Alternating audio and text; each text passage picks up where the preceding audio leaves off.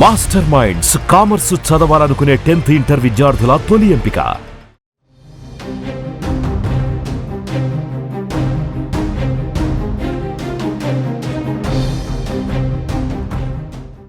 Iran Israel యుద్ధంలోకి America enter అయిపోయింది. ఎప్పుడూ శాంతి మంత్రం జపిస్తూ నోబెల్ శాంతి బహుమతి ఆశిస్తూ వార్తల్లో నిలిచిన అమెరికా అధ్యక్షుడు ట్రంప్ యుద్ధంలోకి దిగారు.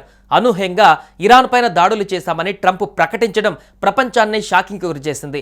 యుద్ధాన్ని ఆపేందుకు ప్రయత్నిస్తున్నామని, యుద్ధంలోకి దిగాలా వద్దా అనేది రెండు వారాల్లో నిర్ణయిస్తామని చెప్పిన అమెరికా ఉన్నట్టుండి ఇరాన్కు షాక్ ఇచ్చింది. రాత్రికి రాత్రే భారీ బాంబులతో దాడులకు దిగింది.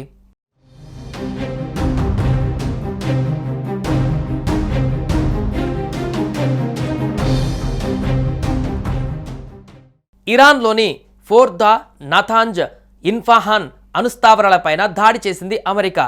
B2 స్పిరిట్ అనే భారీ బాంబర్లతో భీకర దాడులు జరిపింది. దాడుల అనంతరం ఇరాన్లోని 3 అణుస్థావరాలపైన బాంబులు వేసినట్లుగా ట్రంప్ ప్రకటించారు. ఇరాన్కు వ్యతిరేకంగా యుద్ధంలోకి దిగామని అధికారికంగా అనౌన్స్ చేశారు. అయితే యుద్ధంలోకి వెళ్లాలో వద్దో ఆలోచిస్తున్నామని, వారం రోజులలో నిర్ణయం తీసుకుంటామని ప్రకటించిన అమెరికా సడన్గా దాడులకు దిగడం గమనార్హం. ఇరాన్కు చెందిన కీలక స్థావరాలను పేల్చేశాం, ఇది మిలిటరీ సక్సెస్ అంటూ ట్రంప్ అభివర్ణించారు. శాంతి కావాలో దుఃఖం కావాలో ఇరాన్ తేల్చుకోవాలి. శాంతి అవసరం లేదంటే మరిన్ని దాడులను ఎదుర్కొనేందుకు సిద్ధంగా ఉండాలని ట్రంప్ వార్నింగ్ ఇచ్చారు.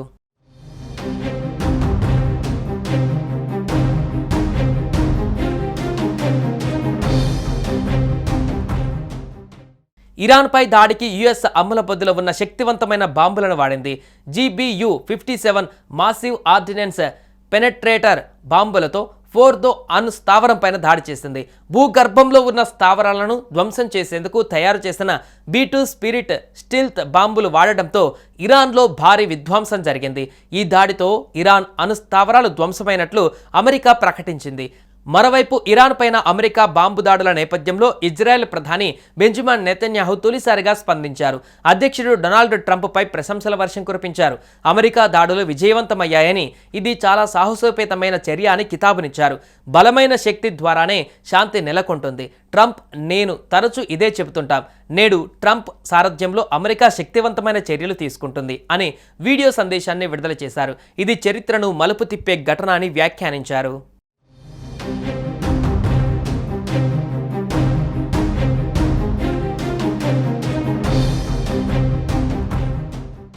ఇదిలా ఉంటే ఇరాన్ పైన అమెరికా దాడులు చేసిన వేళ ఇజ్రాయెల్ పైన ఇరాన్ దళాలు విరుచుకుపడుతున్నాయి.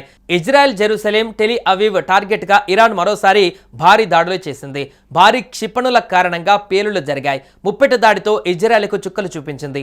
ఇరాన్ దాడుల సందర్భంగా టెల్ అవీవ్ సహా పలు ప్రాంతాలలో సైరన్లు మోగాయి. దాదాపు 400 ప్రాంతాలలో సైరన్లు మోగినట్లు తెలుస్తుంది. దీంతో ప్రజలు భయభ్రాంతులకు గురయ్యారు.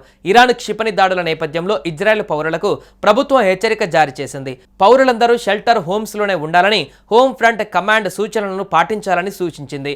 క్షిపణి దాడుల కారణంగా అత్యవసర సేవలు కొనసాగుతున్నాయి. నష్టాన్ని అధికారులు అంచనా వేస్తున్నారు.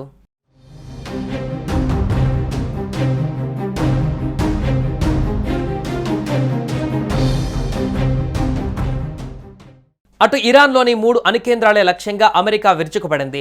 దీనికి ప్రతిగా టెహరాన్ ఎలాంటి చర్యలకు దిగుతుందనే ఆందోళన సర్వత్రా నెలకొంది. దీంతో అమెరికా అప్రమత్తమైంది. పౌరులకు ఎలాంటి హాని జరగకుండా ఉండేందుకు ముందుగానే జాగ్రత్త పడుతుంది. అందులో భాగంగా ప్రార్థనా స్థలాలు, సున్నితమైన ప్రాంతాలలో నిఘాను పటిష్టం చేసింది. వాషింగ్టన్తో సహా పలు నగరాలలో హై అలర్ట్ ప్రకటించింది.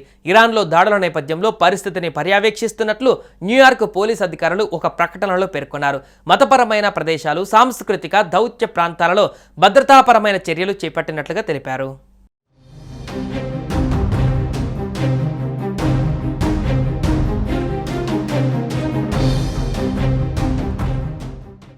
సుమన్ టీవీలో మీ పర్సనల్ అండ్ బిజినెస్ ప్రమోషన్స్ కోసం కింది నెంబర్కి కాంటాక్ట్ చేయండి.